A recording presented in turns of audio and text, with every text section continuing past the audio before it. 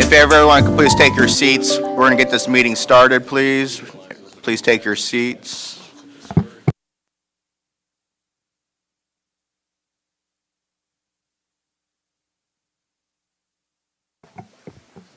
Good morning, everyone. The time is 9 o'clock. I call the order of the September 19th, 2024 meeting of the Contractors State License Board.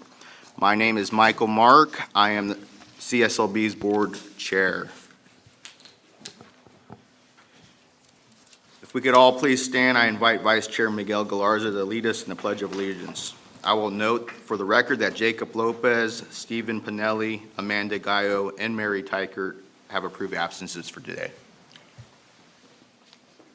I pledge allegiance to the flag of the United States of America and to the republic for which it stands, one nation, under God, indivisible, with liberty and justice for all.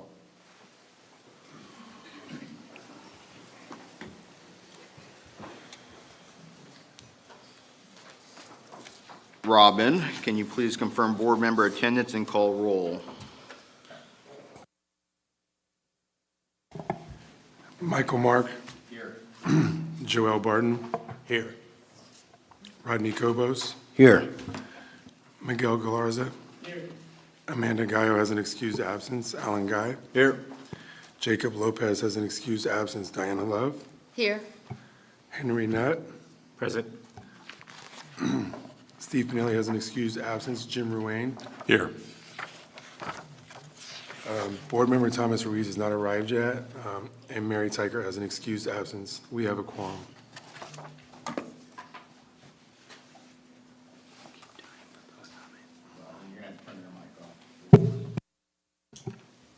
Thank you, Robin.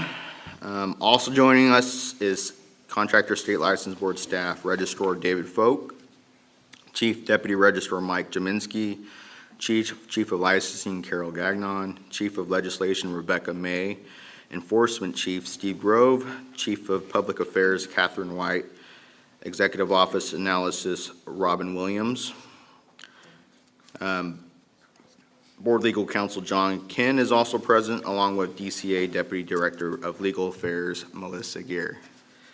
Finally, I'm pleased to acknowledge that the Appointment Unit Secretary for the Governor's Office, who works on this particular board, Aubrey Anthony, is joining us here today. Welcome. Before we move to public comment, I'd like to make a couple of brief acknowledgements. Speaker of Assembly Robert Reed's Office of Appointments, a reappointed board member Rodney Kobos to the board on September 5th, 2024 for another 4 years. Congratulations, Rodney.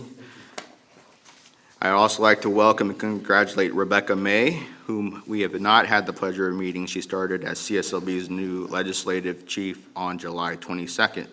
Welcome, Rebecca.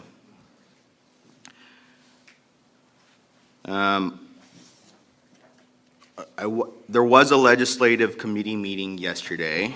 I want to thank Joel Barton for his leading that particular committee meeting. That meeting was very insightful of members of the public who came in and spoke about their concerns regarding ADA and anchored tiny homes. I want to speak that there was over 80 members in attendance, and the thoughts from our board is we're moving as quickly as possible. A lot of the public members who were in attendance spoke about their comments and the hardships that they had, and I appreciate that. I've instructed Register Folk and the CSLB staff to follow up with all the comments and suggestions that have been presented at yesterday's meeting, and that we, as a board, will hear those particular suggestions at an upcoming board meeting. So again, thank you, Joel Barton, for running that committee meeting. Well done. I appreciate the public comments who have spoken on all of their issues and items and address their concerns with suggestions. So thank you for that.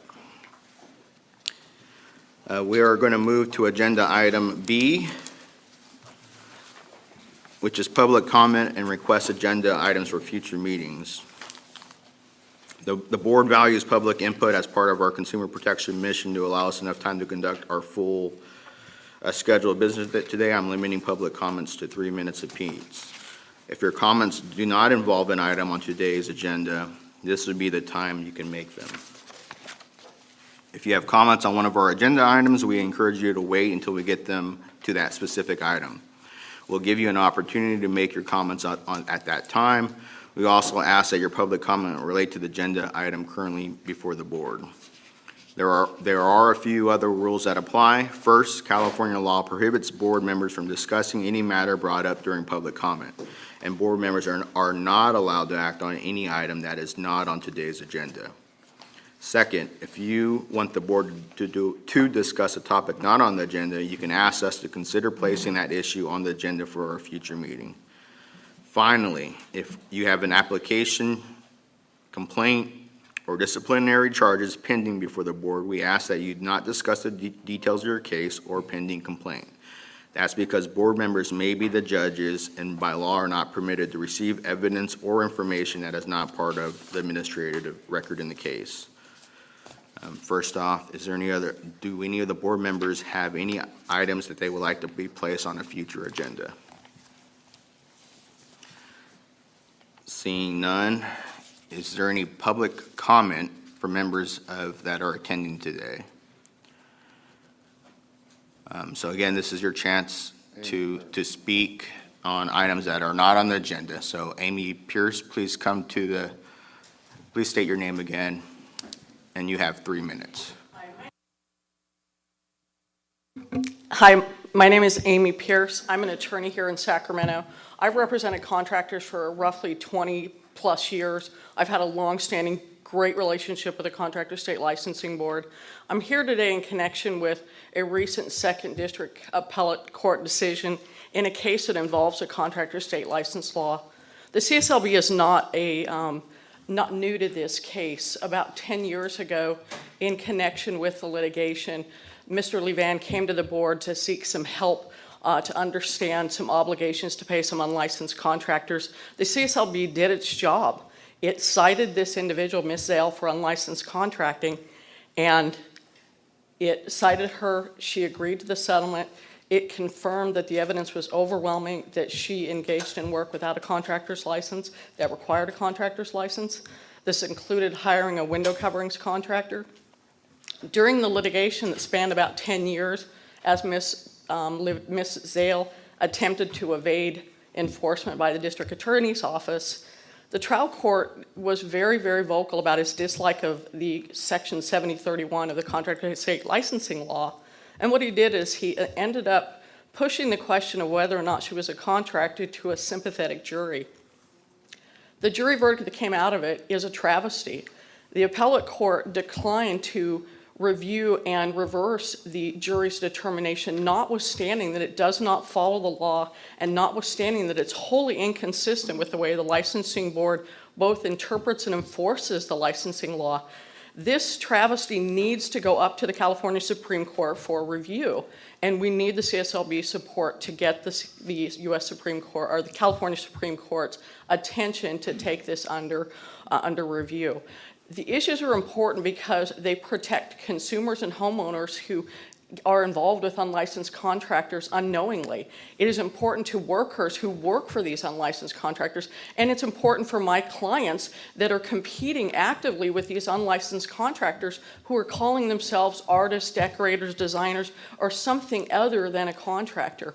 We need uniformity in the law to protect the public, and the uniformity of the law comes when the California Supreme Court says, no courts, you trial courts, no you appellate courts, you cannot give these issues of whether somebody is a contractor, whether or not the strict and harsh consequences of Section 7031 should apply here. This is a legal question.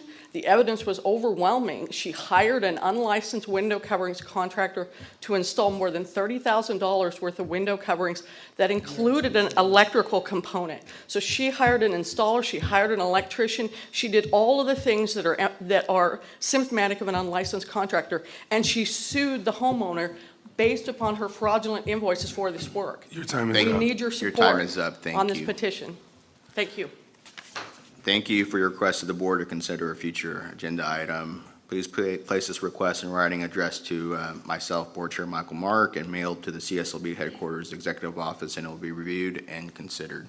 Thank you. All right, moving on, is there any other public comment from members in the audience? Seeing none. The first item that we have on the agenda is Agenda Item C, Executive Update. Review and possible approval of the June 13th and June 14th board member minutes. The review and possible approval begin on page 9 of the packet. Do any of the board members have any edits to the minutes?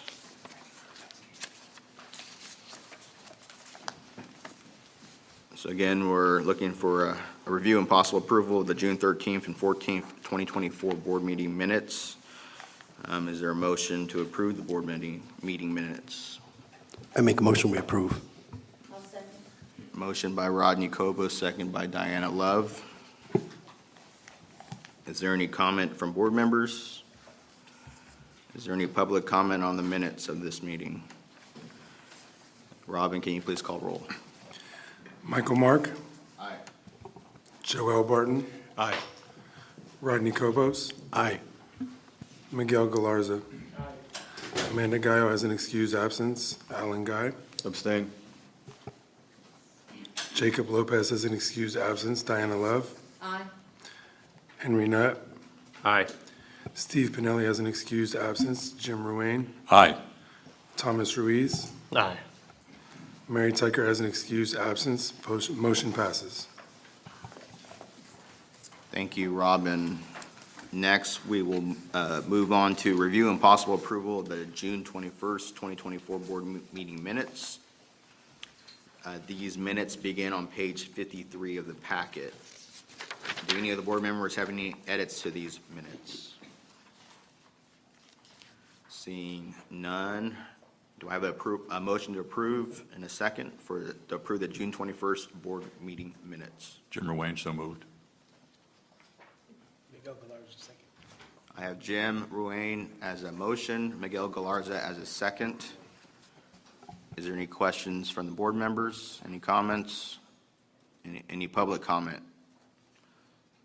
Robin, please call roll. Michael Mark, Aye. Joel Barton, Aye. Rodney Kobos, Aye. Miguel Galarza. Aye. Amanda Gallo has an excused absence. Alan Guy. Abstain.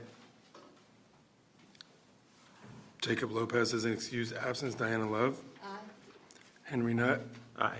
Steve Pinelli has an excused absence. Jim Ruane. Aye. Thomas Ruiz. Yes. Mary Tucker has an excused absence. Motion passes. Thank you, Robin. Next, we're going to move to review and possible approval of the August 1st, 2024 Executive Committee meeting summary. This summary begins on page 61 of the packet. Do any board members have any edits to this summary? Seeing no edits, can we get a motion to approve? So moved, Miguel Galarza. Miguel Galarza, motion. Second, Joel Barton. Second, Joel Barton. Is there any other comment from the board members? Any public comment? Please call roll. Robin? Michael Mark, Aye. Joel Barton. Rodney Kobos. Aye. Miguel Galarza. Aye. Amanda Gallo has an excused absence. Alan Guy. Aye. Jacob Lopez has an excused absence. Diana Love. Aye. Henry Nutt. Aye. Steve Pinelli has an excused absence. Jim Ruane. Aye. Thomas Ruiz. Yes. Mary Tyker has an excused absence. Motion passes. Thank you, Robin. Next up, we will move to item 4, the Registrar's Report. Kicking it off to Mr. David Folk. Thank you, Chair Mark. I have 3 items this morning. The first would be the next board meeting, and that is scheduled for December the 12th in Livermore. I want to thank Chair Mark for securing the meeting location. We're getting that at minimal cost, which is very much appreciated. I do have a quick staffing update. Robin Williams remains the primary liaison for board members, but we're excited to have a backup, and that's Katie Carrasco. Can you maybe raise your hand? So I just want to make sure that she'll also be, you'll be interacting with Katie. And I want to recognize a longstanding board member, Joe Tavallone. I don't know if we could put his photo up. I had the privilege of working with him for many years. It is with profound sadness that we share the news of the passing of Joe Tavallone, who left us on August 1st, 2024, at the age of 101. Joe's remarkable life and career were marked by extraordinary dedication and leadership. He served 8 years on the Contractor State License Board, including a term as board chair. Joe also served as president of the National Association of State Contractor Licensing Agencies, otherwise known as NASCLA, in 2002. Joe was a licensed general building contractor for more than 60 years. His company, Tavallone Construction, was responsible for numerous commercial construction projects, including many in-and-out restaurant locations. His influence extended beyond being a successful contractor and member of the CSLB. Joe was also the longest-serving California Transportation Commissioner, a role he held with distinction for 22 years. Joe Tavallone's legacy of leadership, advocacy, and service will be remembered with deep respect and admiration. So thank you. That would be my registrar update. Thank you, David. Is there any questions for Mr. Foe? Just one thing, Chairman Mark, would it be appropriate to end our meeting in honor of him? Sure. What we'll do is a moment of silence at the end of the meeting. Thank you. Any other board member comments? Any public comments? Okay. I will just say, from what I hear about Joe, he was a strong leader for this specific board, and I appreciate all of his time served. So thank you, David, for bringing the light to this. Moving on, we're going to go to the budget update. We are now on page 69 of your packet. I will invite Budget Manager Stacy Paul to provide this update. Thank you, Board Chair, and good morning, everyone. The budget update begins with the budget summary on page 69. For the fiscal year 23-24, CSLB had an authorized budget of $82 million. The final year-end expenditures totaled $78.2 million. In addition to these expenditures, we did have the $6.3 million in mandatory cost. Our revenue collected for the year was $99 million, resulting in a budget surplus of $14 million. This surplus gets deposited into our fund when added to the beginning balance of $25.8. It brings our total reserve balance to $40.3 million. If you turn to the next page, you'll see the chart that details our final budget and expenditures for last fiscal year. As noted, we spent 96% of our budget. The chart below shows our revenue performance. We ended the year with $99 million in revenue, which is approximately 3.7% increase compared to last fiscal year. On the next page, you'll find our fund condition, which projects out through budget year 25-26. The middle column is current year, which shows our beginning balance of $40.3 million, as I previously discussed. We project revenue at $93 million and expenses, including external cost, at $89 million. This should leave us with a projected reserve of $44 million, which equates to about 5.5 months in reserve. Turning the page to 72, this chart is our construction management education account. We have already submitted the necessary documents to increase our grant disbursements for this fiscal year. We have requested $225,000 in grant disbursements, which is the same that we requested from prior year. Due to continued growth of the fund, we anticipate the final decision on our request by the December board meeting. On the subsequent page, you'll see our governor's budget for this fiscal year 24-25. This chart shows our preliminary budget of $82.4 million, which, with an authorized position count of 425 positions. Finally, let me briefly touch on the data summary provided on the next 4 pages. At fiscal year end, we show increases almost in every category, from new applications to renewals. In addition, our licensed population is remaining stable with 0.3% increase compared to previous year. This concludes the budget, unless you have questions. Thank you, Stacy. Is there any board member comments for Ms. Paul? I would like to make a couple comments. Since joining this board, our reserves have continually to increase, and I appreciate all the hard work, Stacy, that you provided in enlightening this board of our current financial state. You know, we're currently at 5 months reserve, which is greatly greater than when I first joined. I think we're about the 1 month reserve mark. So we were in a little bit dire need beforehand. We've continually to tighten our belts, especially with, you know, as we know, in the state of California, there's a little bit of budget crisis, and it's always good to know that we are actually increasing our budget reserves year over year fiscally. So thank you, Stacy. Right. Thank you very much. Okay, is there any public comment before I move on? Seeing none, we will move to the item 6, administrative update. And I apologize, I am not sure if I mentioned our new administration division chief, Ingrid Watakowski, to provide this update. I knew I was going to butcher that. I apologize. She recently took over for retiree Mike, who was over here for a long time. So I think about a year now, right? Or yeah. So I think this is your first time speaking to the board in person. So I appreciate you. Thank you, Ingrid, and we'll turn it over to yourself. Thank you, Chair Mark, and good morning, everyone.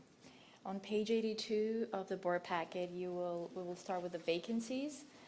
CSLB averaged 36 vacancies out of 425 authorized positions in fiscal year 2023-2024 between July 2023 and June 2024, which represents 8.47%.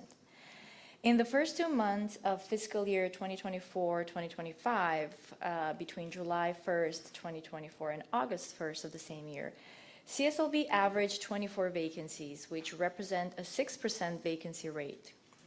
CSLB personnel is diligently working to reduce the vacancy rate to less than 5% to prepare for a potential hiring freeze or loss of potential anticipated by the budget letter 2023-2027 current year expenditure freeze released on December 14 of 2023.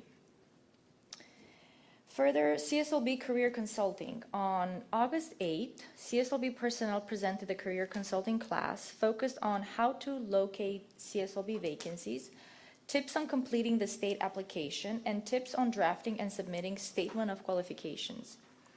The second class, scheduled for December 12, will focus on candidates preparing for an interview and interview tips. Moving over, the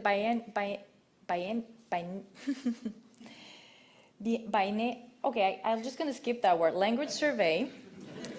In August 2024, the personnel unit coordinated CSLB participation in the state's biennial language survey. The survey is conducted every 2 years, as every state agency is required to conduct a survey identifying the public it serves, the languages spoken, and the bilingual resources available to ensure equal access to information. The results will be used to determine CSLB's need for bilingual services and to provide a basis to certify and appoint additional bilingual employees. On page 83 of the board packet, you can find the administration updates regarding facilities, contracts, and training. The request for proposal for a study to be conducted to evaluate the resources to address unlicensed practice in California and unlawful construction activity in declared disaster is delayed. The initial final filing date for proposers to submit their bid was on November 27, 2023. On December 13, 2023, the board approved a motion to increase the amount of available funds for this project from $75,000 to $200,000. During the process of reposting the RFP, the Department of Finance Budget Letter 2327 was released, requiring state agencies to justify why any proposed expense is mission critical. In May 2024, an exemption from the expenditure freeze was submitted as well as a new request to the department. Executive and Business Services developed a scope of work and deliverables and sent the draft to DCA for review on July 9. DCA has been reviewing the draft and has invited CSLB to discuss the RFP on September 24. The last item is pertaining to training. As you will hear in the Registrar's update regarding the Executive Strategic Plan, training, development, and recruitment of staff remains a major priority, including reinstating a training unit and carefully reviewing our recruitment process. In addition, 2024 is a required year for all managers and supervisors to take 20 hours of mandatory leadership training. CSLB Business Services sent an announcement to all impacted managers and supervisors of the requirement to take training. CSLB supervisors and managers have been provided with the training materials and are in progress with their mandatory leadership training. And that concludes the administrative update on personnel and facilities. Thank you. Back to you, Chair Mark. Thank you, Ingrid. Is there any board comments? I would like to make a comment. Ingrid, I appreciate all of your hard work and making sure we're at almost 5% vacancy. That's one of the lowest amounts that I've heard since I've been on the board. So I appreciate your hard work and truly trying to fill that. As everyone knows, we are here for consumer protection, and the more positions that are filled, especially in the enforcement division under Enforcement Chief Grove's leadership, the more consumer protection that we can do. So appreciate all your hard work and trying to make sure. And one thing of note is some of our the people working for CSLB have worked their entire careers at CSLB, so we're really good at training within too. So I appreciate continuing doing that hard work, continuing having great trainings, and let's get that vacancy as low as possible. Thank you. Any public comment? Okay, moving on to C7, IT update. We are now on page 87 of your packet. IT Chief Jason Perez will provide this update. Thank you, Board Chair Mark. On page 87 begins the information technology update. I'd like to provide a brief update on CSLB's ongoing information technology initiatives as part of our business modernization efforts. First, for the Enterprise Content Management System, the EMC project, which uses the Box platform to manage our documents and workflows, is moving forward smoothly and on schedule. The main goal is to make it easier for staff to access and manage and share documents. We've completed the initial setup of the system, including how people will access it and connecting it to our current tools. Right now, we're focusing on adding security features to protect the sensitive information in the documents. The project is on track to improve efficiency and data security. Next, the Sole Owner Online Application Project. This project is also progressing well. The team has finished gathering all necessary information to make sure the system will meet the needs of sole owner applicants. We've created a project plan that outlines the next steps, including key milestones and timelines. Next, we'll finalize the plan, get approvals, and start building and testing the system. Our goal is to create an easy-to-use application and application process that works seamlessly within CSLB's current systems. We'll keep the board updated as both projects move forward. Thank you. This concludes the information technology update, and I'm available if you have any questions. Thank you, Jason. Is there any board member comment?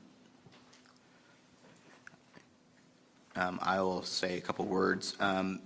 I appreciate, I know Board Member Amanda Gallo is not present here today, but herself and former board member Susan Granzilla did spearhead that IT committee, working closely with Jason. So just so everyone knows, we do have one spot open on the IT committee currently.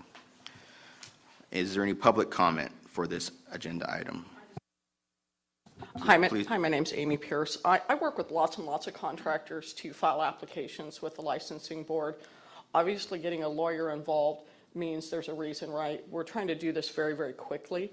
One of the things I've noticed very recently is we often rely on the CSLB's website to confirm the status of an application. And I've noticed that there has been a lag in the online status of applications. And the reason we go there is to look for the application fee number. Once we have that application fee number, we can submit bonds, insurance, all of the things that need to move that process along. But I've noticed recently there's been a lag where we go on to look at the status of an application and it is not current. And it doesn't tend to be current for prolonged periods of time. And often we're kind of left wondering whether we missed a communication, whether the application gets caught somewhere in that. So I do want to point that out, that initial acceptance of the application with the application fee number helps us help you by getting you stuff quickly. So that's my only comment. Thank you so much. Thank you for the comment. Thank you. And I'm going to maybe put Licensing Chief Carol Gagnon on the spot here. Obviously, this is an item on the agenda. If we could just have a couple comments in response to Amy. I'm going to look into that. As far as I know, we have no backlogs in any of our application units. And as soon as the application is posted, they send a letter out notifying them of the application fee number and their PIN number to be able to access more detailed information. So we'll look into that. Thank you. Thanks for letting me know. Thank you so much. I appreciate that. Thank you. Any other board member comment? Any other public comment? Seeing none, we will move on to item C8. Review, discussion, and possible action on the 2025-2027 Executive Strategic Plan objectives. For this item, I will turn it over to Registrar Folk. Thank you, Chair Mark. I'm sure you all the board members recall that there was a board meeting in April, and it included a strategic planning session. I hope that you all have the strategic planning booklet. Everybody in the audience have this. I thank Public Affairs for getting this out. It's very professionally done. So this is a 3-year strategic plan, and I wanted to take the lead in providing an update as to where we are and what the implementation plan is for the executive objectives. And I think you'll find those on page 21 of your packet, of your strategic plan, if you have this document. The first objective is to review and update the recruitment process. And we did hear from Ingrid Mikowski about the great work that Ingrid and her staff have been doing to fill positions.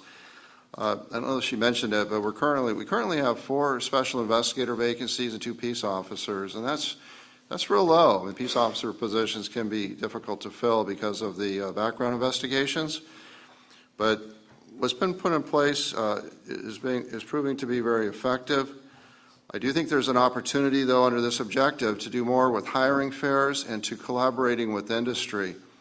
Our board member, Mary Tykert, today is presenting on women in construction, and that's an opportunity to recruit more women into construction. I think there's also an opportunity for many of us here at this table to look for opportunities to present or be part of any type of meeting where we could encourage people to consider a construction career. I think for the building trades can also play a part in that. So if there's any opportunities, I'd ask that you let me know, or I would think, I don't know, maybe Carol Gagnon, the Chief of Licensing. So that would be the first objective. That's an ongoing one. We don't have a start. We're already pursuing that, and we're going to continue to do so. The second would be to reinstate a training program.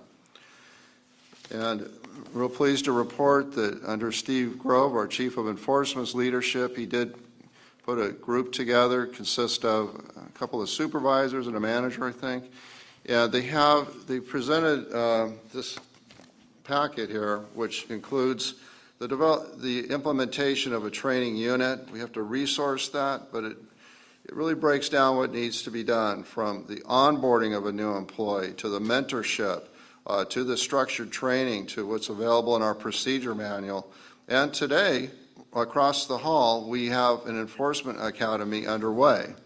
I believe Michael Mark's going to recognize the graduates tomorrow. So I think that's very positive that we have a plan. I think we can do more with the other divisions, so we'll be continuing to explore opportunities for licensing, IT, public affairs, the other divisions. What can we do to provide additional training to staff?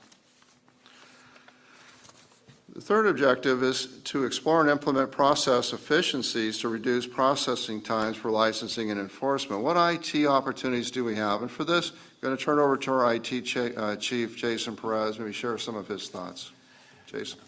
Thank you, Registrar Foe. In addition to the IT update, I'd like to address how those efforts align with our strategic plan, strategic objective 5.3, which focuses on exploring and process efficiencies to reduce processing times in licensing and enforcement, as well as increasing transparency.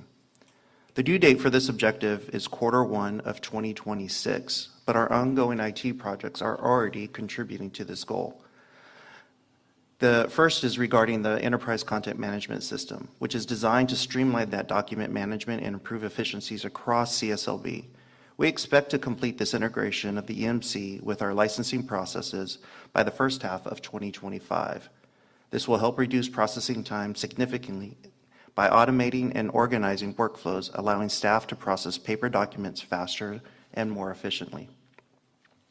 After completing the licensing integration, we'll shift to support enforcement processes, with efforts beginning immediately after and slated to be completed by the first quarter of 2026. This phased approach ensures that both key areas, both licensing and enforcement, benefit from the improvements of these improvements and is on schedule. Additionally, the system will enhance transparency, enabling easier tracking and monitoring of case statuses. Also, too, the Sole Owner Online Application Project aims to provide an easy, user-friendly platform for applicants. By automating much of the application process, we expect significant reductions in licensing processing times for sole owners. Integrating the system with our existing platforms will ensure smooth operations and help applicants track their progress, contributing to the transparency goals outlined in the strategic plan. Both of these projects are key steps towards achieving strategic objective 5.3, and we remain on track to meet the Q1 of 2026 deadline. Thank you. Thank you, Jason. And the last Goal 5 objective is to create focus groups to gain input from staff, to ask them about how the policy and procedures can be improved, and just to make sure that we have good, solid lines of communication. And I'm real pleased to report that we've had a lot of success in enforcement. I hope some of the focus group is watching this meeting today, because I want to thank all of them for the time that they have spent meeting with me and others to talk about and share their ideas, on how we can move forward. We've had 3 meetings to date. Initially, we met regarding the Cooperative Personnel Services study that was recommending, they were recommending a new unit that would be a desk investigation unit, if you will. They had a different idea, and that's today what we call the multiple offender unit. It was very effective. They shared ideas and how we could improve regulations or our procedures and how we enforce rules and laws. I think that is something that absolutely needs to be done. They're looking for efficiencies. How can we provide the greatest level of consumer protection with the resources we have? That's been the focus. We've had 3 meetings. We intend to have additional meetings. I do think we could expand this into licensing and maybe other divisions, but right now it's been enforcement. I don't know, Steve, if you want to share anything regarding those focus group meetings, or maybe that just kind of sums it up, but it will be ongoing. Yeah, you summed it up pretty well.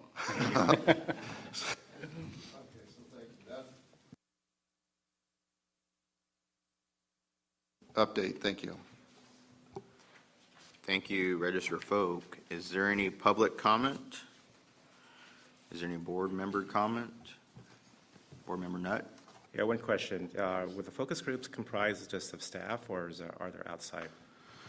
Yeah, great question. The focus group primarily relates to the staff performing the work. So what we have is a representative from most every office. So the offices got together, say a field office from Fresno or San Bernardino, and they had a volunteer that said, I'd like to be part of that focus group. In that situation, it would be a special investigator from that office. We do have some management staff attending, but most of the participants have been the investigators performing the work. Thank you. Any other board member comments? No, I think obviously, seeing all the due dates and timelines here, it's a good plan in action. In the agenda, it's asking for possible action. Is staff requesting possible action on this? And what kind of possible action is being requested? All we're asking is for your continued support, and as we look at perhaps implementing a training and development unit, your support for getting additional staff when the time is right, but there's no formal request for a vote today. All right. Thank you, Registrar Folk, for your report. And again, Catherine, appreciate all the work that you've done on this, putting all the goals into one book and making sure that it's very, very thorough. So moving on, our next item is C9. Update on compliance with Business and Professional Code, Section 7125.6, Workers' Compensation Insurance Class Code Reporting Requirement. We will now turn to page 95 of our packets to discuss the implementation of the Workers' Compensation Class Code requirement on CSLB license renewals. As of July 1st, 2024, licensees with workers' compensation insurance policies must provide on their CSLB license renewal form up to 3 worker compensation classification codes for which the highest estimated payroll is reported on the workers' compensation insurance policy. The requirement is intended to prevent misclassification of workers and employers not paying an accurate premium insurance rate for that type of work that their employees perform by providing a way for the construction industry and public to verify that the level of workers' compensation insurance that each contractor provides to its workers is appropriate for the kind of construction work that their employees are actually performing. On August 1st, 2024, we held an executive committee meeting in this room to update the public in committee on the implementation of this new requirement. Chief Deputy Registrar Mike Jaminski will now provide an additional update of that meeting and comments. Thank you, Chair Mark. Yes, the executive committee meeting on August 1st was an update on the initial implementation of this bill, which is now in statute, and to update the full board. So when we did our initial revising of forms, our renewal forms with these new requirements, and our IT programming, we accepted a standardized 6-digit industry workers' compensation classification code. Turns out there on your policy for contractors, your 6-digit code can be reported as 4 digits or 5 digits or 6 digits, and it can be the same class. So what we saw, and you'll see in the board packet here, is licensees were reporting the codes that they had, and CSLB was rejecting it because it didn't match our 6-digit standard. So what we did is we remedied those initial rejections. We created a dummy code so licensees could report the code they had, and what would be reported is this code cannot be verified. Then we did some programming, we did some additional outreach, and a new bulletin. We completed our programming by August 30th, and the new system is this.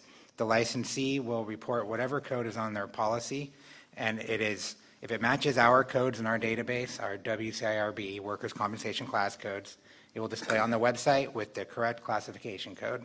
And if it doesn't, what we're displaying is the insurer's contact information. The workers' comp ensures contact information for that policy, so any stakeholder or anyone who's looking at that information can contact the insurer and get the appropriate class code. But I think the appropriate takeaway here is that we're accepting the code the licensee has, because we don't want to hold up renewals.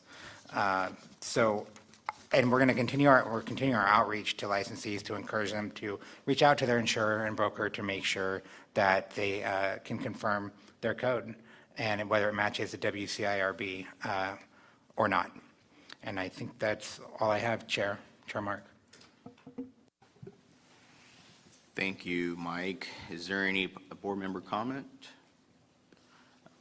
Seeing none, I'll say a couple words. Again, I believe I said it at that initial executive committee meeting, but I appreciate the licensing staff. There was an issue that was presented. They worked very hard throughout that entire weekend as renewals were coming in, and our utmost priority was making sure that licensed contractors actually stay licensed and not go suspended. So with that, I want to thank their staff again. And then, is there any other board member comment? Public comment?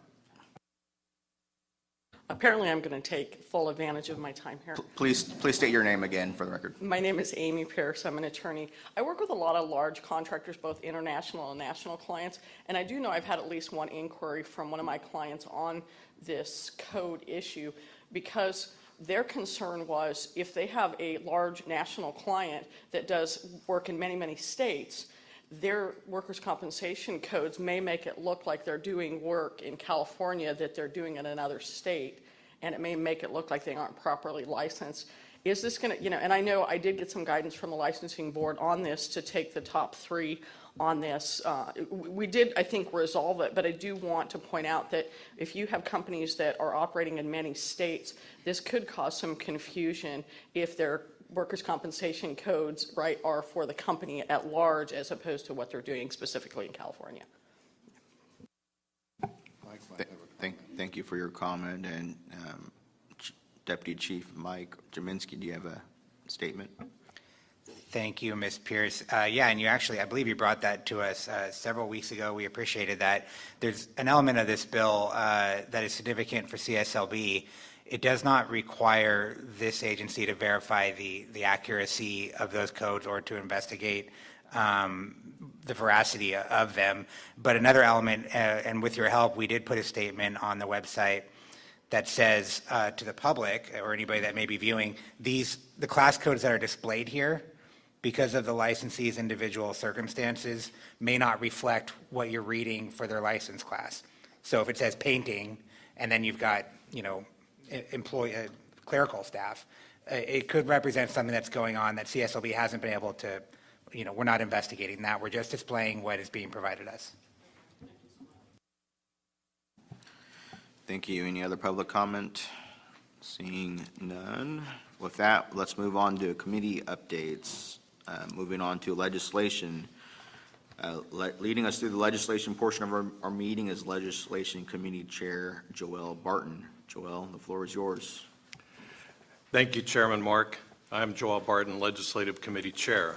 We will begin with Legislative Agenda Item 1. The first item on the legislative agenda is a review, discussion, and possible action on the 2025 to 27 Legislative Strategic Plan objectives. The objectives can be found in the materials on page 103 of your packet.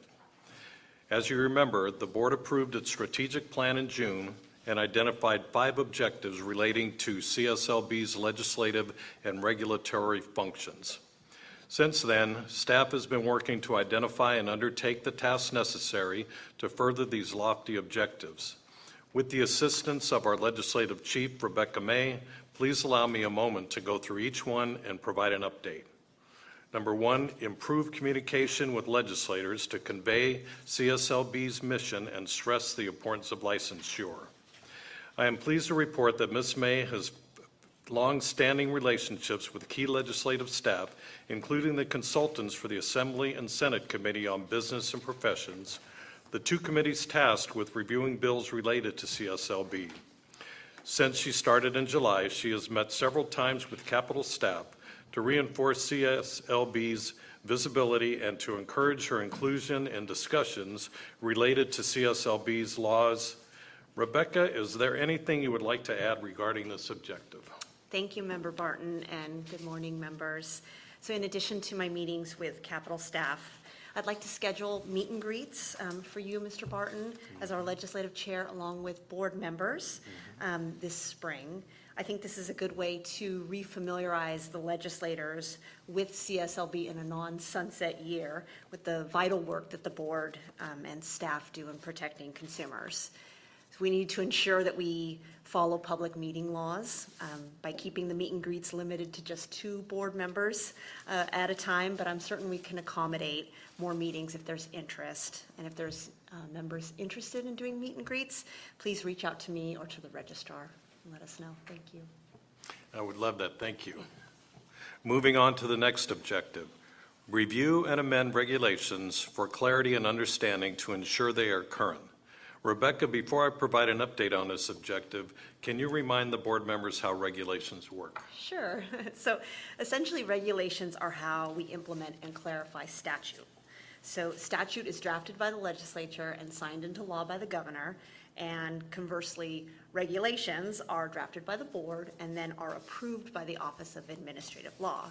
So the Office of Administrative Law reviews the board's proposed regulations and only approves them if they meet certain criteria, including that they are clear, that they don't supersede the authority provided in statute, and are crafted transparently and with public input.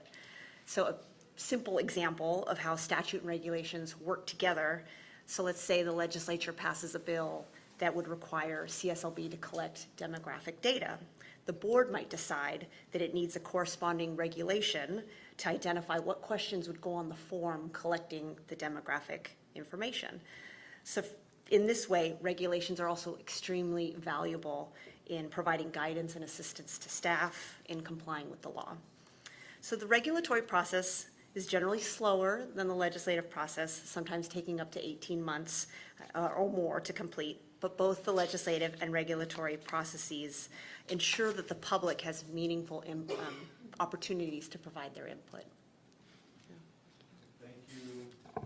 Thank you for that explanation, Rebecca. Because promulgating new regulations and improving existing regulations is a key function of CSLB, CSLB is fortunate to have a dedicated regulations manager.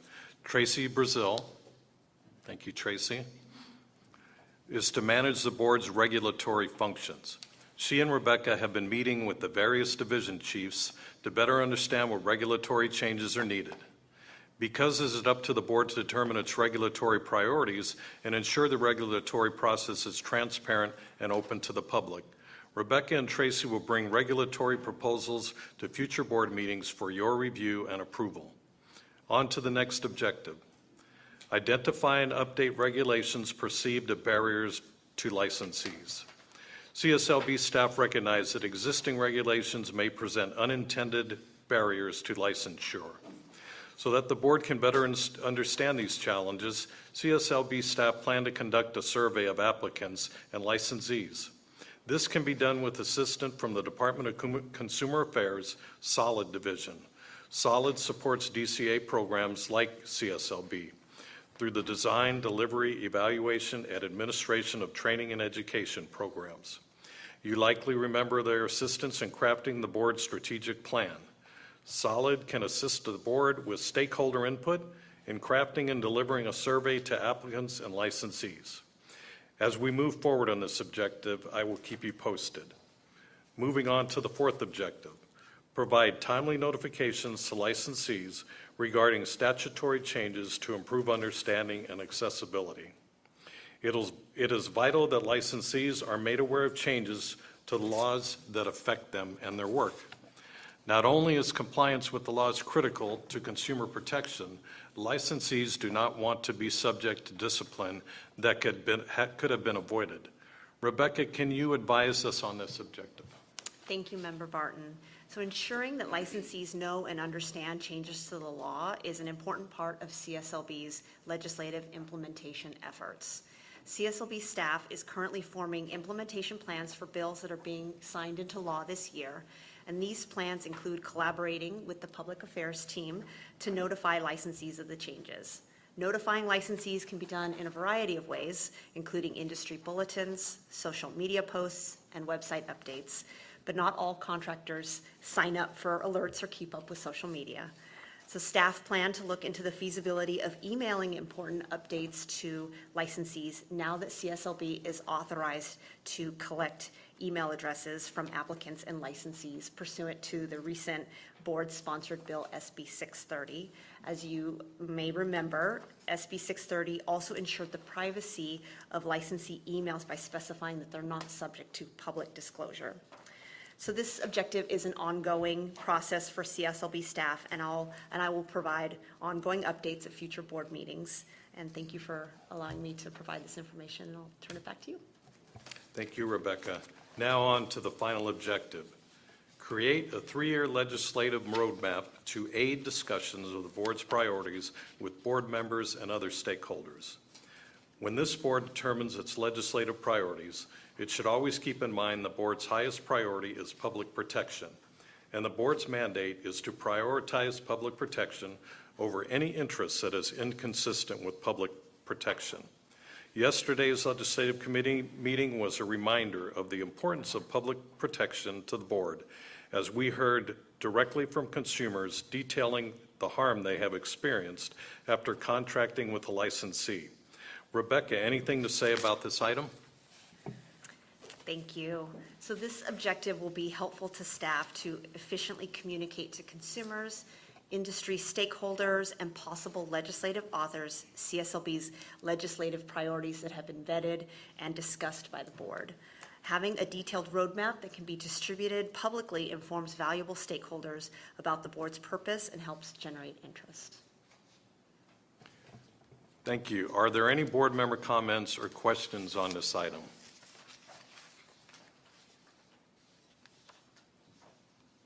Okay, I would just like to comment it is exciting and an honor to work with such a dedicated staff to get the work of this board done and protecting consumers. It is really my honor, so thank you very much. And seeing no further board member comments or questions, let's take public comment. Are there any members of the public visiting or wishing to comment regarding this agenda item?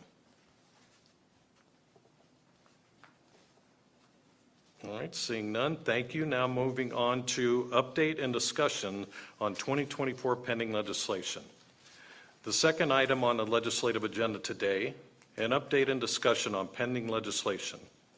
Before I start, let me remind the members that legislative session from 2024 came to an end on August 31st. The governor has until September 30 to sign or veto any bills that made it to his desk. Given we are near the end of the legislative year, CSLB staff are making no position recommendations at this time. Also, in the spirit of keeping the meeting moving along, I won't be providing an update on AB 2993 Grayson, which failed to pass out of the Senate Judiciary Committee. An analysis of that bill is included in the board packet on page 109. If you would like to know more about it, look at 109. The first bill is Assembly Bill 2622 Carrillo. An analysis of this bill can be found on the board packet on page 107. There is an important update for all members that is not in the packet. Since the packet was prepared, this bill was signed by the governor and will be effective January 1st, 2025.